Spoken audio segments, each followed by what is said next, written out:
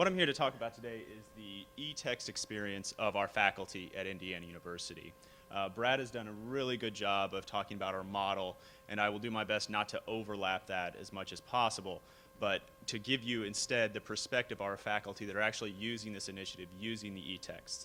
And based on our limited travel budget, I wasn't able to fly them all down here to talk with you, but I was able to capture some snippets from the faculty responding to some general questions that I've often received from other faculty members at Indiana University. And so this may look familiar to you because Brad had a similar timeline on his presentation, but I think it's really important to understand that if we consider these concurrent timelines, and the top timeline being what we were doing administratively, working with publishers, trying to get these deals negotiated, we don't want to under discuss how important it was for us to be communicating with the faculty during this entire time. So going to the faculty councils, meeting with different faculty to try to get them incentivized to be involved in the pilot projects, meeting with the student groups, discussing all of those things with those people, getting feedback, sharing that with Course Load, who was a great partner during this entire time, and making adjustments along the way as we learn more and more. So I really do not want to underestimate how much communication it has taken. Various presenters have discussed how important that is during an eText rollout, and I'm here to confirm that that is very, very true.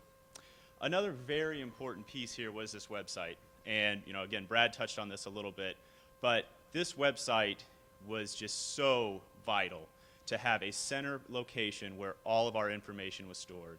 We had FAQs, we had news releases, we had presentations, so that faculty and students and even staff at Indiana University and from other universities could come to one central place and actually find all the information they need about our initiative.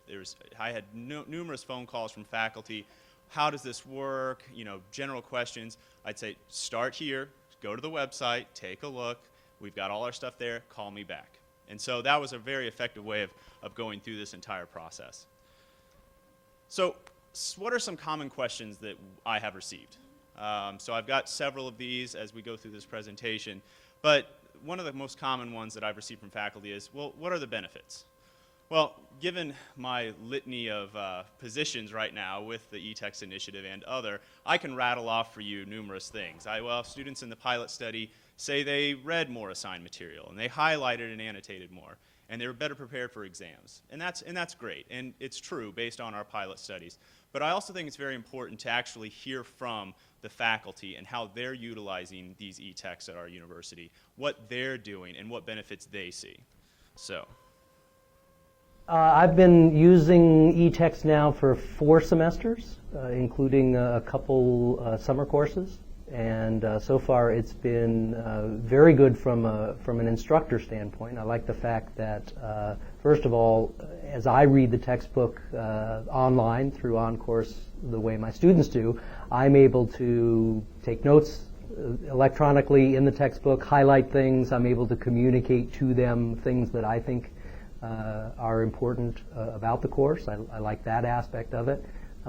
Students also seem to be pretty interested in using it and using it to find out not only what I'm thinking, but also what their classmates are thinking. The most useful tool for students in the courses that I've taught has been that it's really gotten students to interact with the book as opposed to just reading it. It allows for many students to use different learning styles to interact with the book.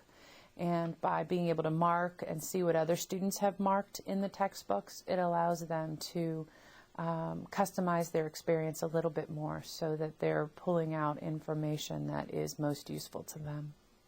After successfully using an eText for a few semesters, I've come to realize that it's not something that I'll ever step away from. The students are becoming more and more comfortable with the experience, and it's allowing us to bring in a variety of opportunities that aren't available utilizing a traditional textbook. Both of these faculty members, if they were here to speak, would actually tell you that they have really utilized that feature of being able to get with their students, use the social annotation features, being able to grab certain sections of the material and say, focus on this for the exam. And vice versa with the students being able to actually grab a section of the text and go to the professor and say, you know what, I was in class, just didn't understand what you were trying to say here. Can you explain this a little bit further? And so there's some benefits there to the digital piece that we don't commonly see in traditional textbooks. And so, again, some of this is a little carryover from Brad, but this is the course load software platform. And so when the faculty discuss, some of these features, this is what they're talking about. You'll notice there to the left, there's all the books available to a student, and there's a full picture there of one single sheet. You can change around the various versions to have 2 pages per sheet or one large one. Up here to the top right is one of the more important pieces, and that is the sharing piece. And as you can see, you really have the ability to get involved with that book with your students as a faculty member. Okay, there's notes back and forth.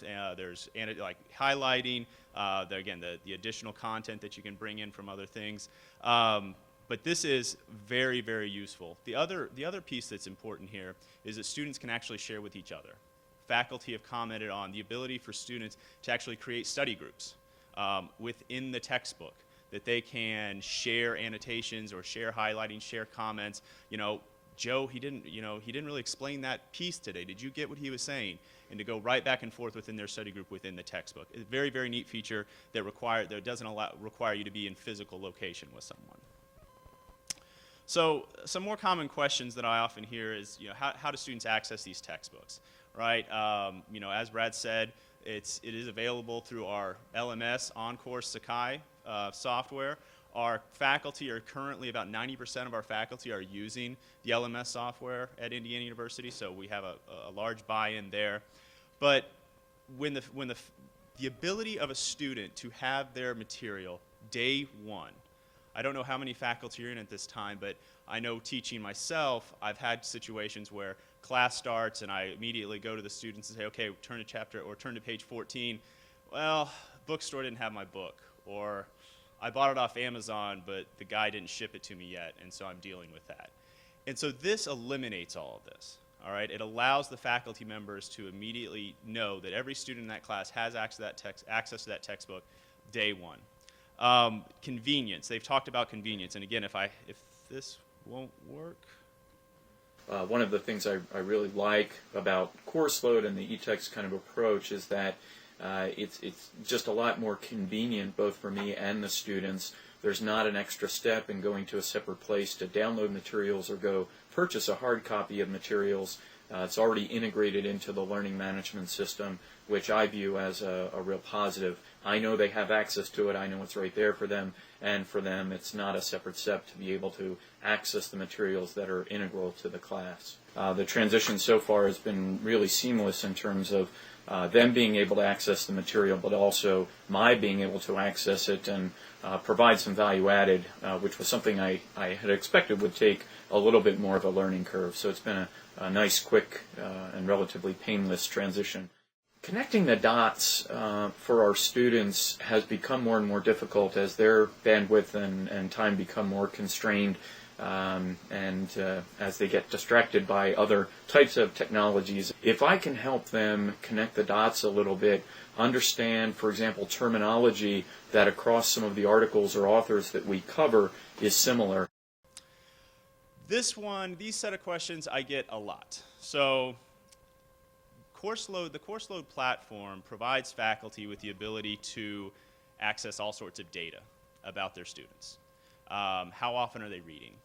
Are they truly engaged in the material? How they determine that is if a student is annotating or highlighting a lot, they can determine that, okay, well, this student is really effectively engaged in the book, whereas this other student, he hasn't highlighted it at all this year, and he's barely read any of the book. So it allows them to see actually how well they're doing with their students and how well their students are actually learning along with them. So you can see through the course load platform, and this is what it looks like. I just grabbed a snapshot of what the page would look like if I was a faculty member and I said, I would like to see some of the data from my class. You'll notice here, these are all books, the American government, as you go down, and you'll see kind of this bar chart of people that are reading or not reading. who's reading, who's engaged. The way they determine that, and Mickey, correct me if I'm wrong, but with reading, it depends on how long a student is actually stays on a page. So if it's a quick 1 second and they're switching, that's not going to count for a student.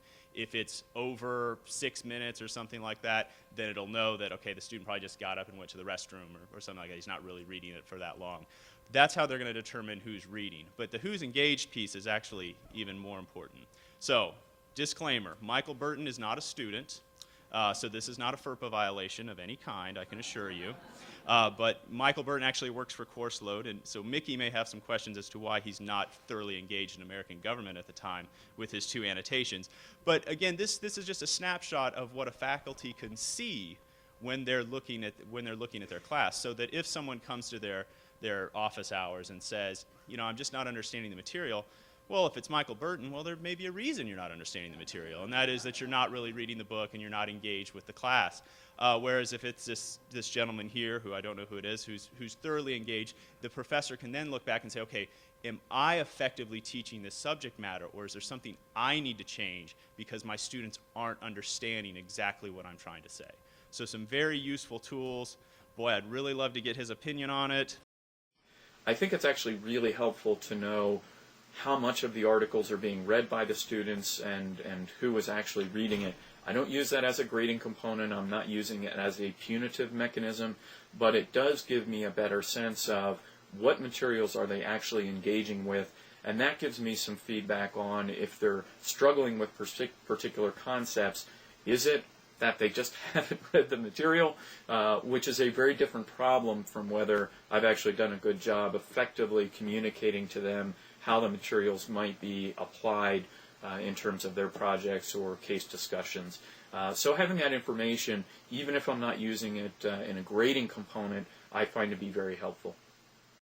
So again, useful statistics. From the faculty's perspective, this has been a very important tool that Course Load has provided, and so I can see that being used even further.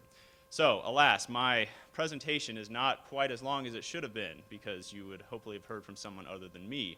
But I guess at this point I can take some questions. If you had any specific things that I glossed over in the presentation, I'll be open. Yes?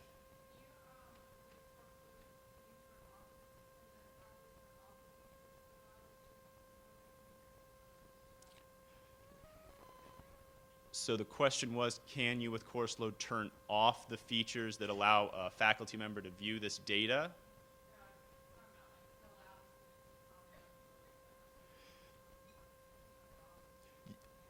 What students do, so the question was, can students actually turn that off to where they don't have to share the annotations? And the answer is yes. They have an option to actually share their annotations with faculty or with people in the class, and they don't have to choose to do that. They can go solo and get the A+ all by themselves. But they can turn that off. The faculty don't have a control to shut a student's annotations tools off, but again, the faculty, they can see the grand set of data like I showed before, but each individual student makes that decision based on how interactive they want to be with the faculty member. Yes?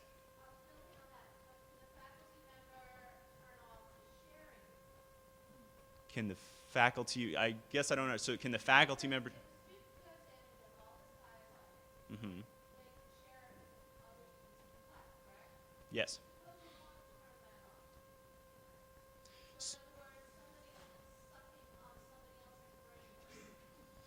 So shutting off the collaborative tool for students. I don't believe so. I'm looking at Mickey. I don't believe that that's something that that is not, making this less collaborative hasn't been a request we've received yet.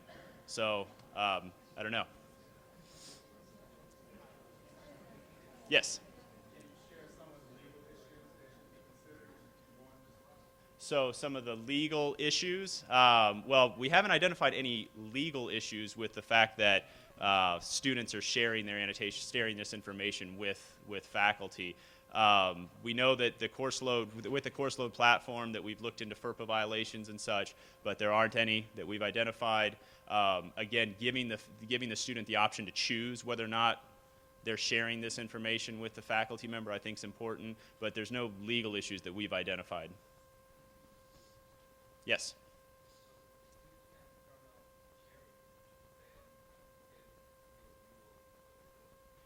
Well, so they can turn off the sharing piece to say that they don't want to share with a faculty member their thoughts, so they could write about this paragraph, boy, Joe did not explain this well today in class.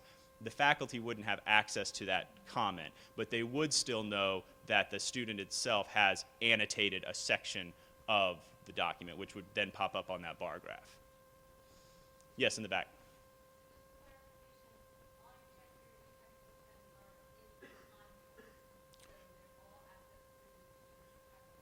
Yeah, yes, so through the IU deal, all eTexts are available through a single sign-on process through OnCourse, which is Sakai software. And we're actually working with a few publishers on McGraw-Hill would be in one of them. The digital supplements that McGraw-Hill is using, that is actually getting integrated with OnCourse as well. So again, you still have the same single sign-on features, or students can go directly to that material. Okay, well, sorry, go ahead.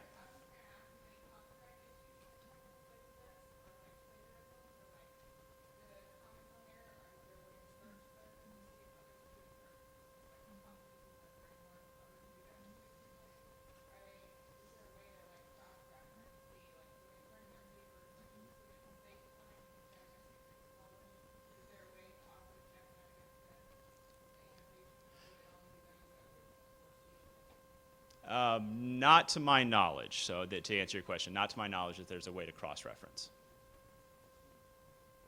Yes, in the back?